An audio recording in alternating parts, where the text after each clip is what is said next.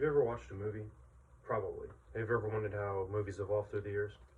Probably, but that's pretty hard to figure out, and you probably gave up on it, so that's what I'm here for. I'm going to show you how that happened. Um, Films have come such a long way from being a soundless, very short, just moving photo to 2 hour blockbuster cultures. This is how it started. Before I begin, I would like to show you what the first films looked like. Colorless silent films, just black and white. They have no sound, and they started in the 1900s. Then to add, so if a character was speaking or if something important was happening, you'd know because they would insert a title card that looks like this. This way, they could add voices, as they call them, to silent films. Still frame, it is what it is. Now that you know about silent films, what changed when they became sound films? Well, sound was practicalized in the 1920s, almost 20 years after films came out, because it was very hard to do. Since it took around 20 years, video quality also improved, not by much. You take what you can get. And I think it's one of the most important things that have impacted film. And you might be wondering about color. I've got you covered. In 1935, color films were introduced approximately 15 years after sound film became widely used.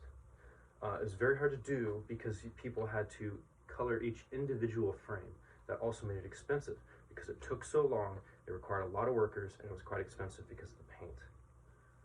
But I think the most important thing they added to film was CGI. CGI, according to the American Dictionary, means computer-generated images. Now, would you like to know what that actually means? Because that's kind of a bunch of gibberish. It's used in modern films in order to change landscapes, add special effects, and even add people or move them around. I think it's the most important change to modern films. It started off really bad. Now it's very good because people saw value in it, just like movies.